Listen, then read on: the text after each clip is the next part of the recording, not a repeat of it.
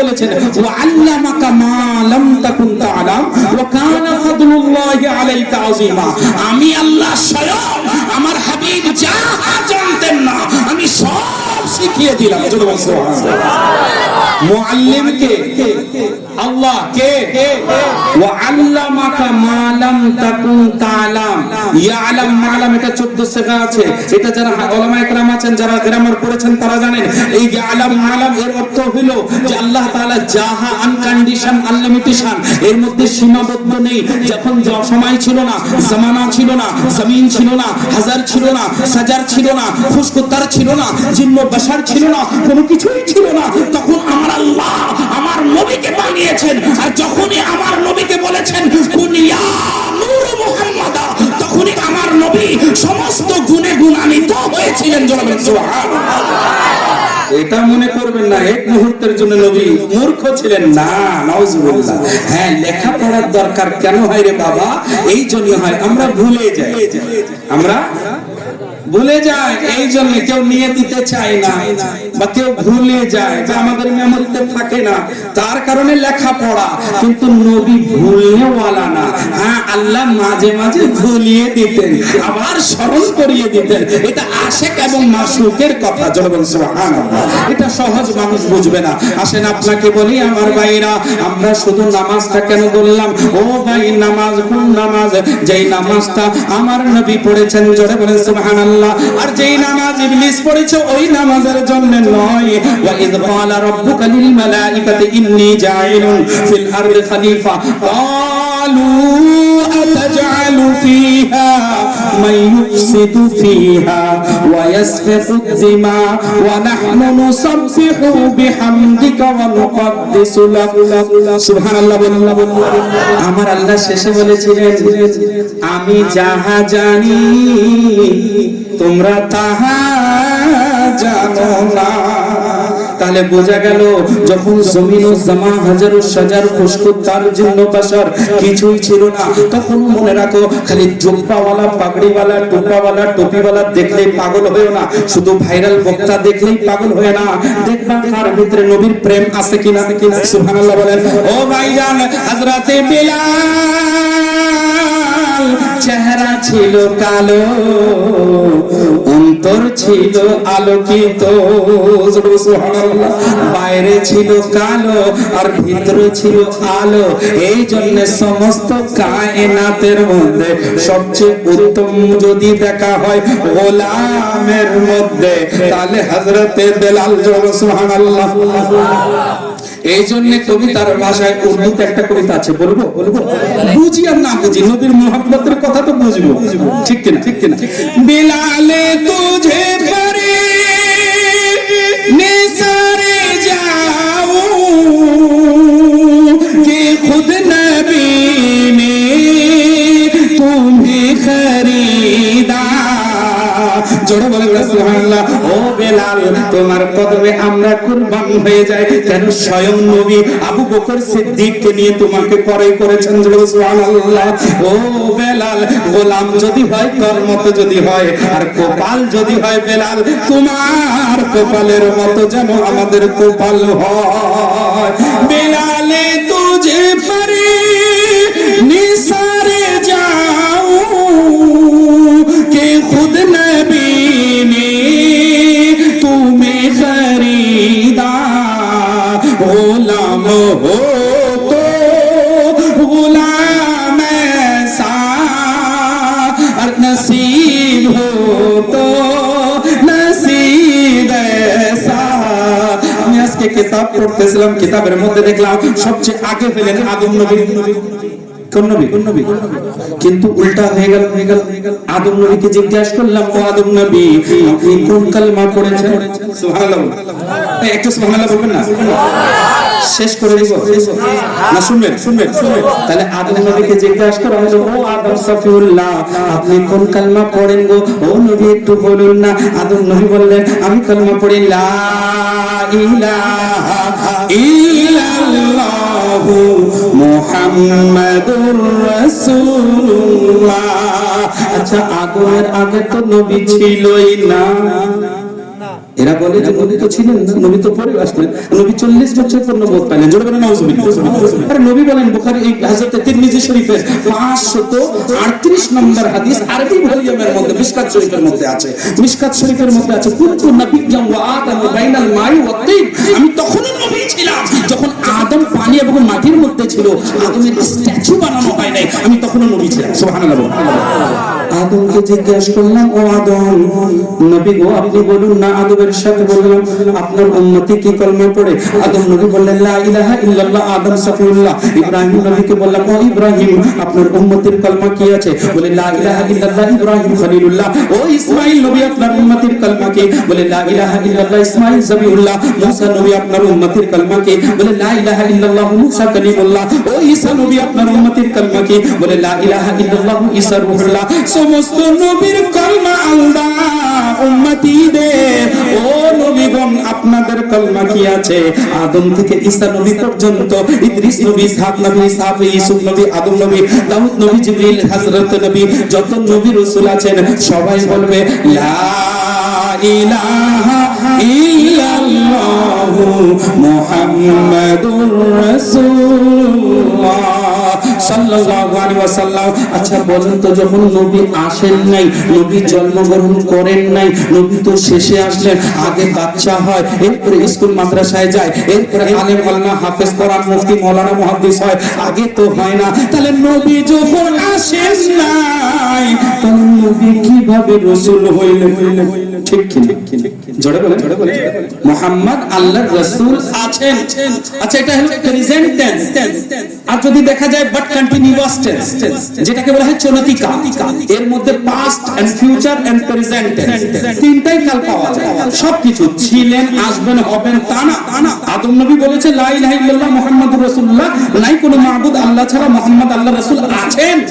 বর্তমান কাল continuous tense. তাহলে এখানে বোঝা গেল আদম আছেন। আপনিও কালমা পড়েন লা ইলাহা ইল্লাল্লাহ মুহাম্মাদুর রাসূলুল্লাহ, নাই কোনো মাবুদ, মুহাম্মদ আল্লাহর রাসূল আছেন। আল্লাহর নবী যখন আসেন নাই তখনও নবী আছেন। যখন নবীর জামানায় পড়া হয়েছে সাহাবীরা পড়লেন, তখনও বললেন লা ইলাহা ইল্লাল্লাহ মুহাম্মাদুর রাসূলুল্লাহ। মুহাম্মদ সাল্লাল্লাহু আলাইহি ওয়াসাল্লামকে দেখে দেখে, ওনার চেহারায় আনোয়ার দেখে দেখে যখন কালেমা পড়েছিল, তখনও বলল লা ইলাহা ইল্লাল্লাহ মুহাম্মাদুর রাসূলুল্লাহ। ওনার ওয়াসাল, ওনার ইন্তেকাল, ওনার পর্দা করে যাওয়ার পর, ওনার এক জায়গা থেকে আরেক জায়গায় পরিবর্তন হয়ে যাওয়ার পর, যখন আমরা ওয়াসালের পর কালেমা পড়ি, তখন আমরা 1400 বছর পরেও পড়ছি লা ইলাহা ইল্লাল্লাহ মুহাম্মাদুর রাসূলুল্লাহ। তাহলে ক্ষণিকের জন্য আল্লাহর রাসূল মরেন না। সুবহানাল্লাহ। জায়গা পরিবর্তন করেছেন, অবস্থা পরিবর্তন হয়েছে। নবী যেমন আছেন সেরকম সশরীরে জিন্দা অবস্থায় আমার নবী সমস্ত আলামিনকে নিজের কবর থেকে দেখতে পারে। জোরে বলেন সুবহানাল্লাহ। আরো জোরে বলেন না সুবহানাল্লাহ। দেখতে পারে কি পারে? শুনতে পারে কি পারে না? আমরা অনেক সময় বলি ওয়াহাবির পিছনে নামাজ হবে না, কেন বলি জানেন? কারণ হলো এর দুই একটা কারণ আছে। ওনারা আমার দুশমন, ওনারাও ইলম জানে, আমরাও ইলম জানি, ওনারাও কালাম জানে, আমরাও কালাম জানি, ওনারাও মুসলমান, আমরাও মুসলমান, ওনারাও ভাই ভাই, আমরাও ভাই ভাই, কিন্তু তফাৎটা হলো নবীকে নিয়ে। সুবহানাল্লাহ। আল্লাহকে নিয়ে কারো তফাৎ নাই। আছে আছে আল্লাহকে সবাই মানে, হিন্দুরা মানে, কাফেররা মানে, ইহুদি নাসারা সবাই হয়তো আলাদা আলাদা ভাষায় আলাদা আলাদা কথা বলে, গড মানে, এটা মানে, ওটা মানে, কিন্তু সবাই আল্লাহকে মানে। রাসূলুল্লাহ সাল্লাল্লাহু আলাইহি ওয়াসাল্লামের সাথে মহব্বত না থাকার কারণে নবীকে যারা নিজের মতো মানে, তারাই হলো অন্য ধর্মের মধ্যে। আচ্ছা বলুন তো, যে বলে নবী মারা যায়, মাটির সাথে মিশে গিয়েছে, তাহলে তোমার নামাজ পড়ে কোনো লাভ আছে? না।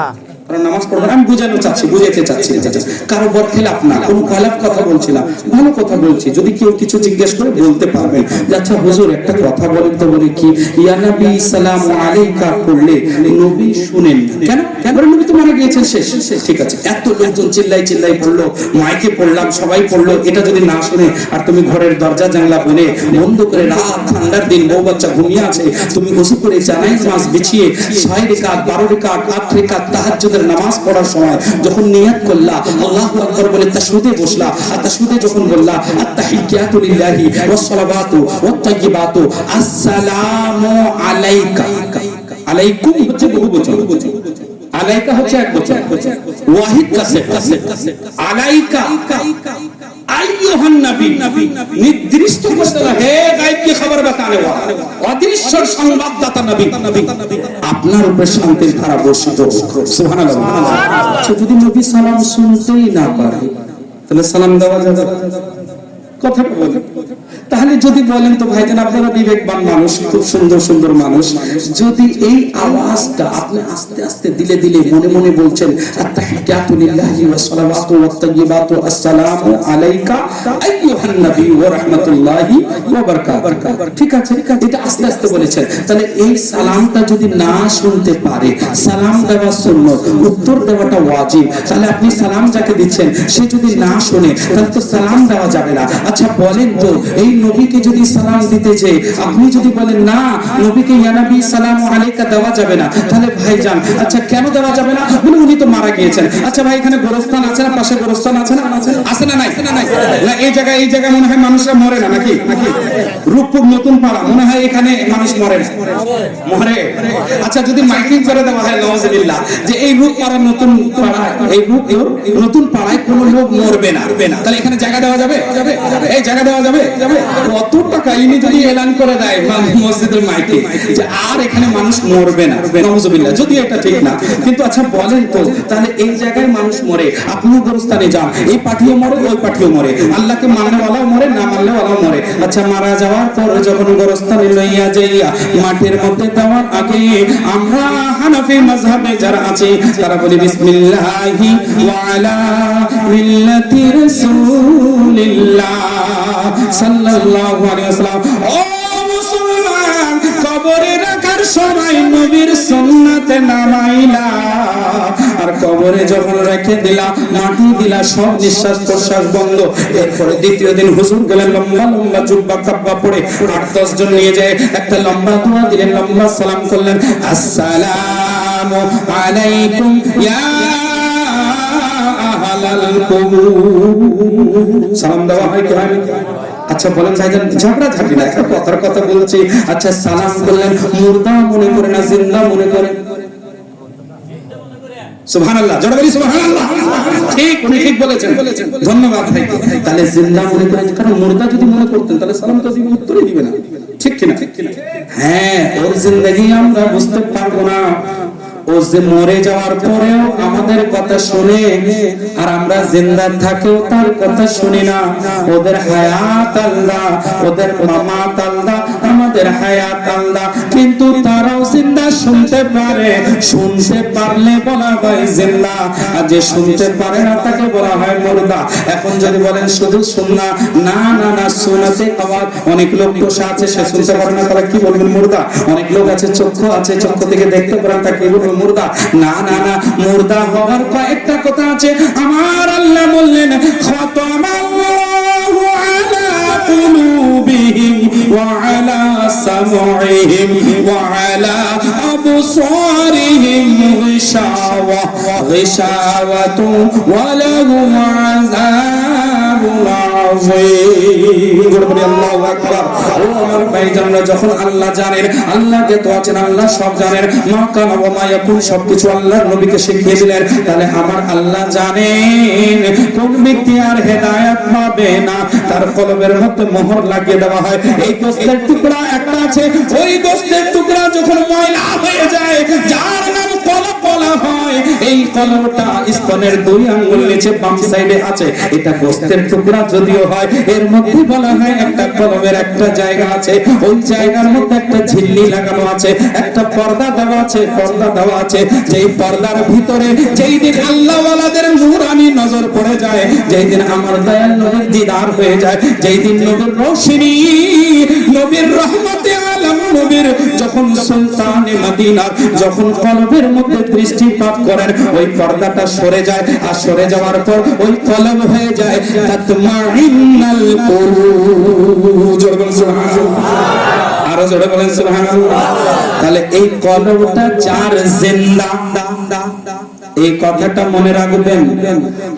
আলামে আরওয়াহ, এই কথার মধ্যে কথা আসলো, আলামে আরওয়াহের মধ্যে 3 ধরনের মানুষ হয়েছিল। জালসা হয়েছিল না আলামে আলাস্তু বিরাব্বিকুম, আল্লাহ যখন ওয়াদা নিয়েছিলেন রূহের দুনিয়াতে, এই আত্মা, আমরা কি তোমার রব নেই? আমার নবী সর্বপ্রথম বলেছিলেন ক্বালু বালা, জোরে বলেন সুবহানাল্লাহ। এর মধ্যে তিনটা কোয়ালিটি ছিল। এক নাম্বার ছিল কেউ কেউ জবানেও বলেছে, অন্তর দিয়েও বলেছিল, জোরে বলেন সুবহানাল্লাহ। আবার কেউ অন্তর দিয়ে বলেছে, জবানে বলে নাই। আবার কেউ জবানেও বলে নাই, অন্তরে বলে নাই। তাহলে এই তিন ধরনের যারা হবেন আম্বিয়া, নবীগণ, আউলিয়া আল্লাহ, সালেহিন, আবিদিন, যাকিরিন যারা হবে, তারা মুখের মধ্যেও বলেছিল, তারা অন্তর থেকেও বলেছিল ক্বালু বালা শাহিদনা, হে আল্লাহ নিশ্চয় নিশ্চয় তুমি আমাদের রব প্রভু, জোরে বলেন সুবহানাল্লাহ। আর যারা অন্তরে রেখেছিল তারা এমন হবে গোমরাহ হয়ে যাবে গুনাহের কারণে। যখন একদিন আউলিয়া জামেদের কলবের মধ্যে নজর পড়বে, ওরা অন্তরে বলেছিল মুখে বলে নাই, তখন তারা বলবে কি, আহা ও আল্লাহ তোমার ইশকের দিওয়ানা হয়ে যাব। আর দ্বিতীয় নাম্বার হলো কাফেররা, মুশরিকরা, যাদের ঈমান আনার হবে তারা তো ঈমান আনবে, আর যারা ঈমান আনবে না তাদের ব্যাপারে আমার আল্লাহ বললেন খাতামাল্লাহু আলা কুলুবিহিম ওয়া আলা সামঈহিম ওয়া আলা আবসারিহিম গিশাওয়াতুন ওয়া লাহুম আযাবুন আযীম। আমি আল্লাহ তাদের কলবের মোহর লাগিয়ে দেই। কোরআন পড়বে বুঝবে না, নবীজির সুন্নাত পড়বে কিন্তু নবীজিকে বুঝবে না।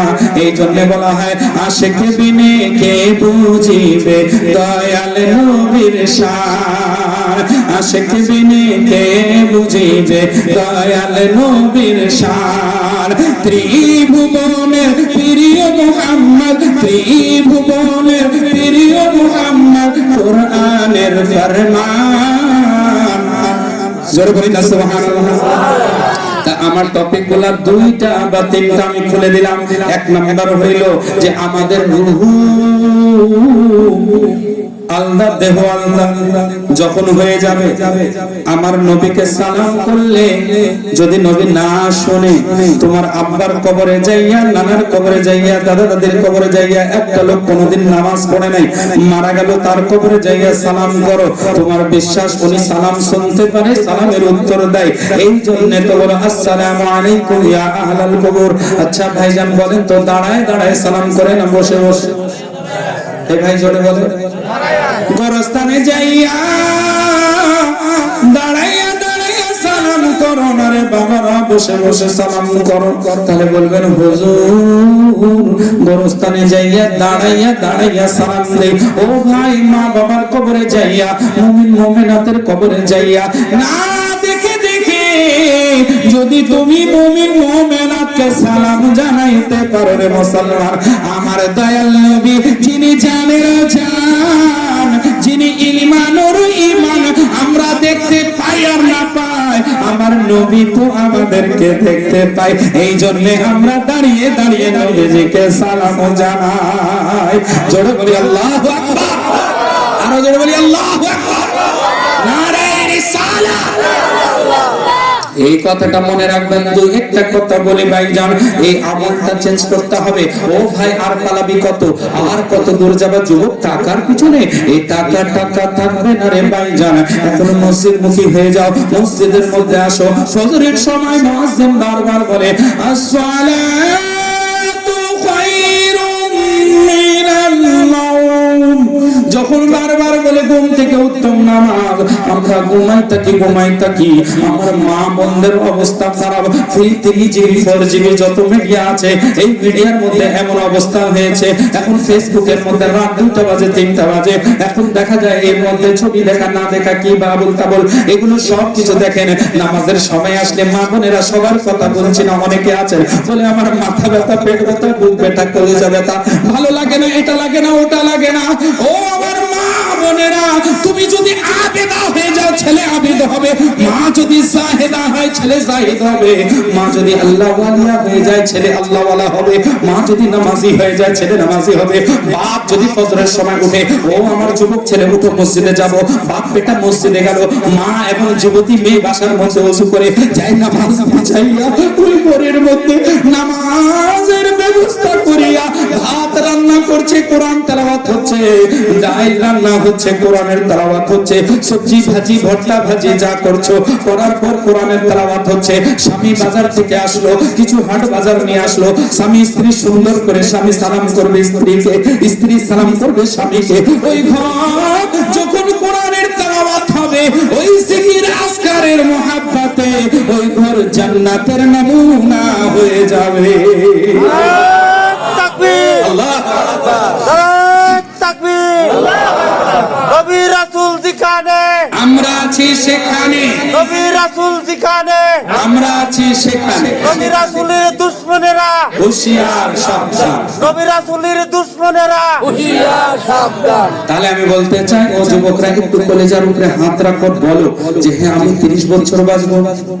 না না না না না, ও ভাইজান, এমনও হয় দাদা থাকে নাতি মারা যায়, হয় না হয় না?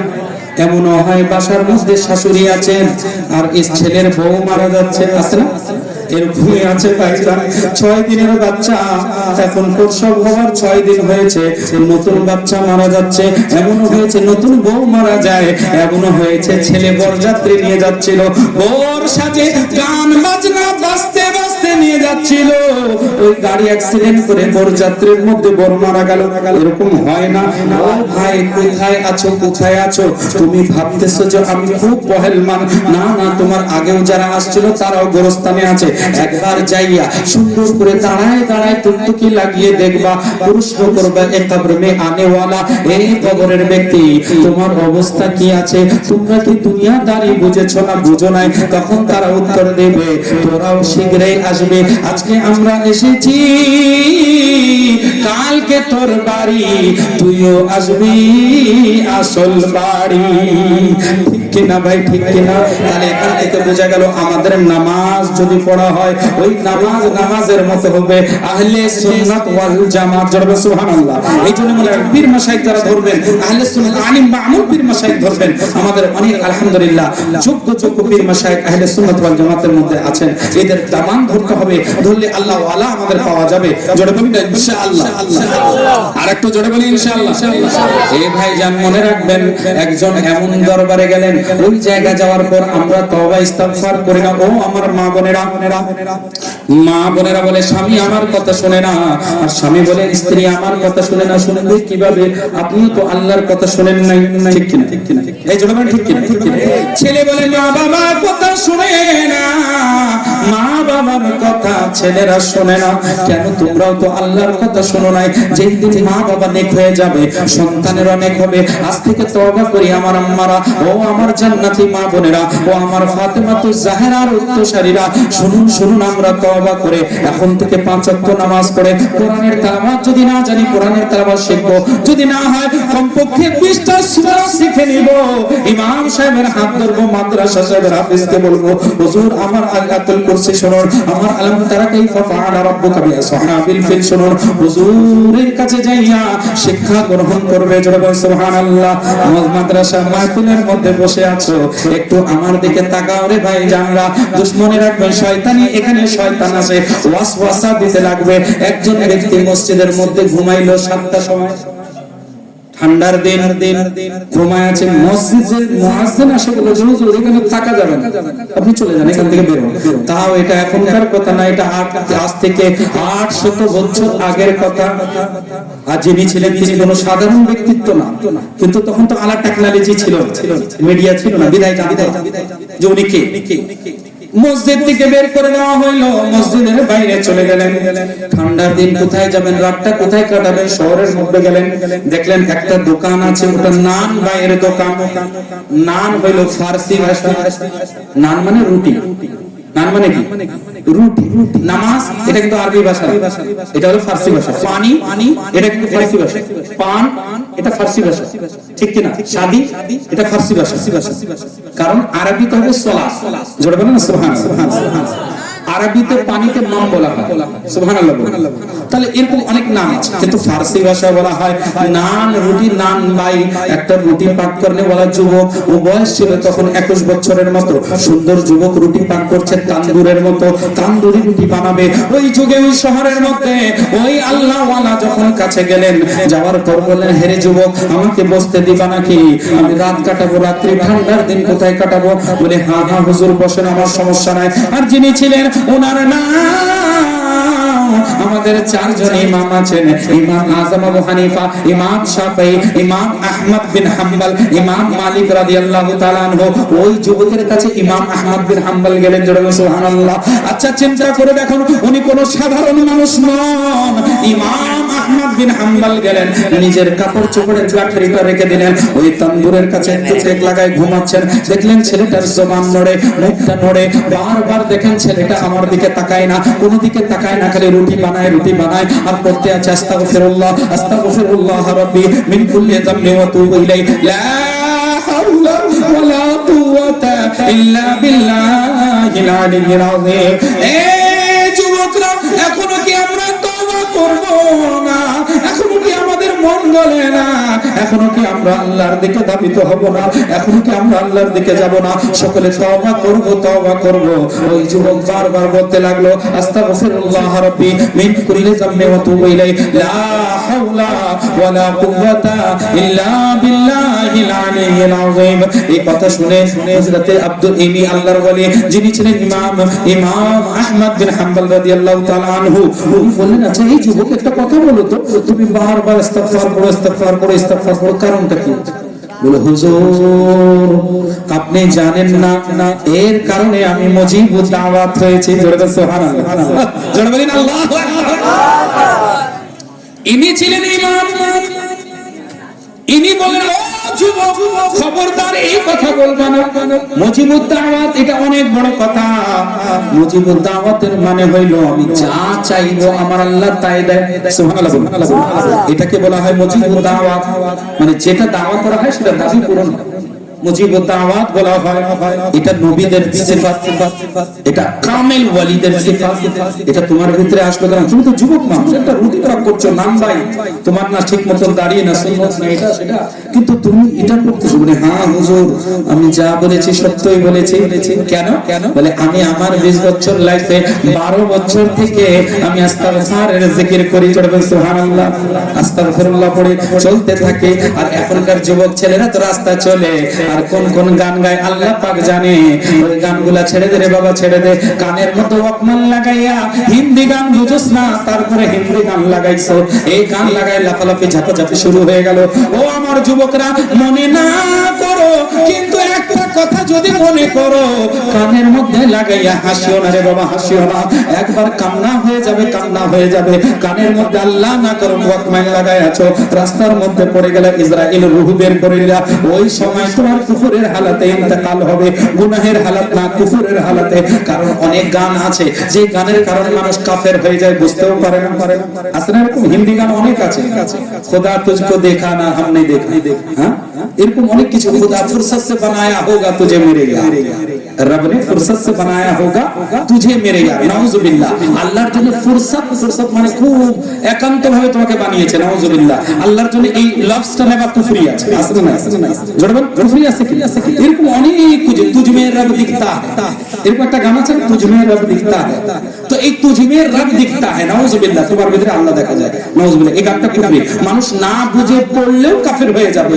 এই জন্য ইস্তিগফার করা আর বারবার নামাজের মধ্যে তওবা করে আল্লাহর কাছে কালমা পড়া, লা ইলাহা ইল্লাল্লাহু মুহাম্মাদুর রাসূলুল্লাহ, কালমা পড়বেন আর আল্লাহর কাছে তওবা করবেন। যে এইগুলা গান গাবেন না, কোনো গানই গাবেন না, গান গাওয়ার দরকার নাই। যদি খুব কষ্ট হয় তাহলে সাল্লাল্লাহু আলা মুহাম্মদ, আসসালাতু ওয়াসসালামু আলাইকা ইয়া রাসূলুল্লাহ, সুবহানাল্লাহ আলহামদুলিল্লাহ। এই যুবক মুসলমান, আমরা একটা হিন্দুকে দেখো, ও নিজের পণ্ডিত বাঁধে, সবকিছু করে। তোমরা মুসলমানের ছেলে বুঝা যাও না। মুসলমানের ছেলে নামাজ পড়বে, আল্লাহর ইবাদত করবে, সে রাস্তায় যদি চলে শয়তান দেখে তাকে পলায়ন করবে। জোরে বলো সুবহানাল্লাহ, আরো জোরে বলি না সুবহানাল্লাহ। ও ভাইজান, কয়েকটা কথা বলে আমি শেষ করে দিলাম। উনি ইমাম আহমদ বিন হাম্বল বললেন, ও যুবক তুমি এত বড় দাবি করেছো, এর দলিল দিতে পারবে? বলে, হ্যাঁ হুজুর দলিল দিতে পারবো। বলে, আজকে কোন উদ্দেশ্যে পড়ছো? জোরে বলেন সুবহানাল্লাহ। বলে, হুজুর আমার মালিক অনেক কঠিন, আমার মালিক আমাকে ছুটি দেয়, সারা রাত রুটি বানাইতে হবে। তো এতে সমস্যা কি? বলে, আমার সমস্যা হচ্ছে আমি শুনেছি আমাদের শহরের মধ্যে একজন ইমাম এসেছেন। জোরে বলেন সুবহানাল্লাহ। একজন ইমাম, তিনি আমাদের শহরের মধ্যে এসেছেন। সে ইমামের দিদার করার জন্য আমি আজকে সন্ধ্যা থেকে পড়তে আছি। সুবহানাল্লাহ। আমি ইমাম ওনার জন্য পড়ার জন্য পড়তেছি। এই কথা বলার সাথে সাথে উনি কাঁদতে লাগলেন, বলে হে যুবক, আসলে তুমি মুজিবুর দাওয়াত, উঠো উঠো, আসো বুকে লাগে যাও। আমি সেই ইমাম, আসো আমার গলায় লেগে যাও।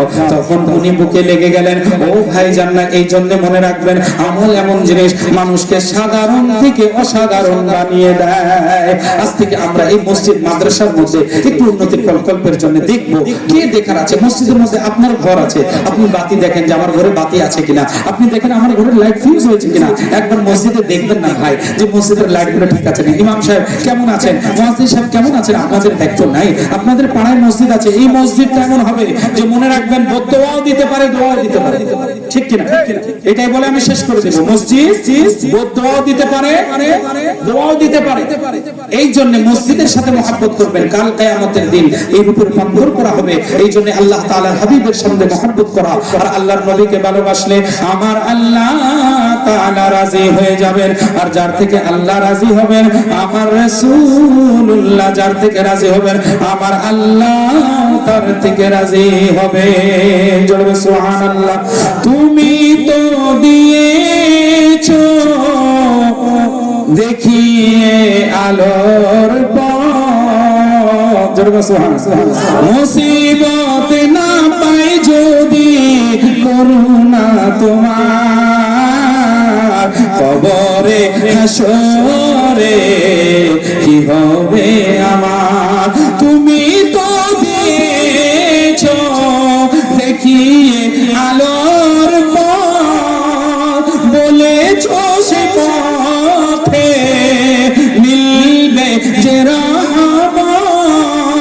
কেন যে ভুল পথে আমি, কেন যে ভুল পথে আমি করলাম জীবন পার, কবরে হাসরে কি হবে আমার। ও ভাই জানরা, এই জন্য মহব্বতে মুস্তাফা নবীর ভালোবাসা অন্তরে রাখবে। আমল যদি কম হয়ে যায়, আমার নবীর মহব্বত যদি হয়, আর যদি আল্লাহ তাআলা যদি চান, ওই বান্দা জান্নাতের আলা মাকামে চলে যাবে। জোরে সুবহানাল্লাহ। একটা ইহুদির ছেলে ছিল, আমার নবীকে চুপে চুপে দেখতো। সুবহানাল্লাহ। বেশি বয়স না, 12-13 বছর বয়স, কথা বলতো না, শুধু নবীকে লুকিয়ে লুকিয়ে দেখতো। নবী মসজিদের মধ্যে খুতবা দিচ্ছে আর বাইরে থেকে দাঁড়া দাঁড়া দেখে। এই অবস্থায় একদিন নবীকে সামনাসামনি হয়ে গেল। নবীর খুশবু পেয়ে সাথে সাথে চলতে লাগলো। নবী জুতা খুললেন, নালাইনে মুস্তাফা খুললেন, খুলে মসজিদের মধ্যে গেলেন। ওই ছেলেটার তরুণটা জুতা খুলে, এই ছেলে ওই জুতা খুলে নিজের বুকের সঙ্গে লাগিয়ে নিলেন। জোরে বলি না আল্লাহ আল্লাহ আল্লাহ। দয়াল নবীরে যদি আমরা পাইতাম, আপনার কদমের ধুলিবালি আমাদের চোখে মুখে লাগাইতাম। আল্লাহর নবী ওই 13 বছরের ছেলে জুতা তুলে নিজের বুকের মধ্যে লাগাই নিল। ওই ছেলেটা ইহুদি ছিল, কি ছিল? ইহুদির বেটা ইহুদি। ওই বুকে লাগাই নিল। আবার নবী যখন মসজিদ থেকে বের হয়, জুতাটা খুলে সামনে রেখে দেয়। এরকম প্রত্যেকদিন 5 ওয়াক্ত করা শুরু করে দিল।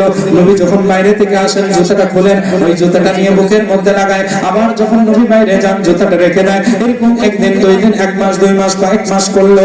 এরপরে আমার নবীর অভ্যাস হয়ে গেল ওই ওর দিকে তাকানোর, আর ওই লোকটার, ওই ছেলেটার অভ্যাস হয়ে গেল নবীর চেহারায় মুস্তাফার দিকে তাকানো। জোরে সুবহানাল্লাহ। আর আমার নবীর চেহারা ওয়াল্লাইলু ওয়া দুহা সে হ্যায়, আকা কি जुल्फ़ रुख़ नूराल, दिल नूर जैसा नूर है, नूरानी अंग अंग है।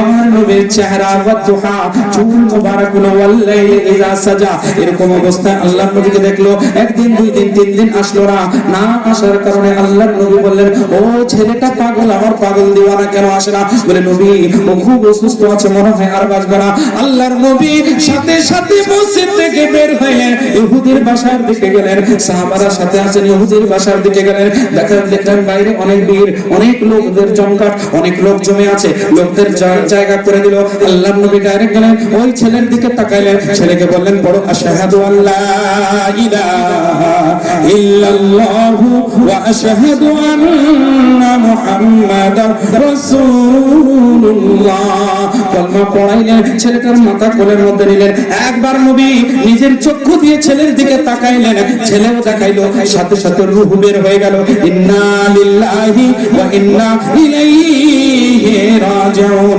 ওই ইহুদির বাবা বলল হুজুর এটা আমাদের মধ্যে যা ছিল আপনার ধর্মে চলে গিয়েছে আপনি এই লাশটা নিয়ে যান আল্লাহর নবী সাহাবাকে হুকুম দিলেন ওই ছেলের লাশটাকে আল্লাহর নবী রাসূল দিলেন জোরে বলেন না সুবহানাল্লাহ দয়াল নবীর হাতে গোসল পাইয়া কাফনের কাপড় পরানো হইল আল্লাহর নবী স্বয়ং জানাজা পড়াইলেন এরপরে জান্নাতুল বাকির মধ্যে ওই জানাজার দাফন করা হইল দাফন করার পর আল্লাহর নবীর সাহাবী সাইয়্যিদুনা আবু বকর সিদ্দিক রাদিয়াল্লাহু তাআলা আনহু উনি ইরশাদ করলেন হে নবী গো আপনি যাবার সাথে কোনো কথা না বলে প্রথমে কালমা কেন পড়াইলেন আল্লাহর নবী বললেন আবু বকর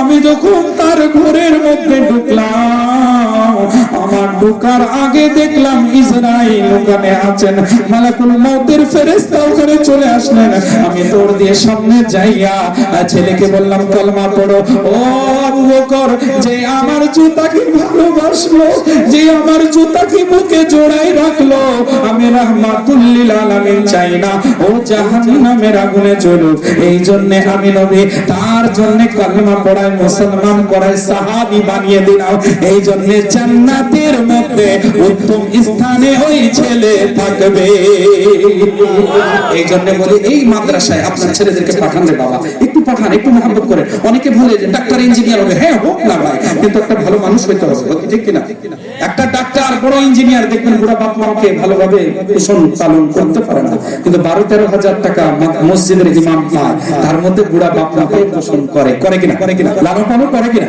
আচ্ছা জানেন যত বড় আলিম তত মা বাবাকে ভয় পায় আর যত বড় ছেলেরা ডাক্তার ইঞ্জিনিয়ার তার বাবা মা তাকে ভয় করে না জানি কি বললে আমার ছেলে রাগ হয়ে যাবে আমার বেটা রাগ হয়ে যাবে আর আলেমরা দেখে যে না জানি কি কথা বললে আমার বাবা রাগ হয়ে যাবে অতএব এই সুন্দর জান্নাতের বাগান নবীজি বলেছেন জান্নাতের বাগান এই জান্নাতের বাগানে আপনারা দিবেন ভাইজান আপনারা মাশাআল্লাহ আপনাদের এলাকা আপনারাই দিবেন আপনাদেরই ঘর এই ঘরের মধ্যে যারা যারা দিবেন মসজিদ মাদ্রাসায় ইনশাআল্লাহ দুইটা জিনিস একসাথে আছে সুবহানাল্লাহ আল্লাহর ঘর আছে নবীরও ঘর আছে সুবহানাল্লাহ বলুন এই জায়গা থেকে দ্বীন ইসলাম প্রচার যেন হয় এই ছেলেরা আলেম যেন হবে হাফেজ কোরআন হবে যেই মুসাল্লার উপরে দাঁড়িয়ে নামাজ পড়াবে ওই নামাজের সওয়াব 1 টাকা আপনি দিয়েছিলেন 100 টাকা দিয়েছিলেন ওই টাকার সওয়াব আল্লাহ জ্ঞাত আছেন আল্লাহ তোমার নামে আমালে দান করবেন জোরে বলুন সুবহানাল্লাহ আর এই সওয়াব কখনো বন্ধ হবে না আল্লাহ তাআলা আমাদের দান করে কবুল করুন সকলে বলি আল্লাহ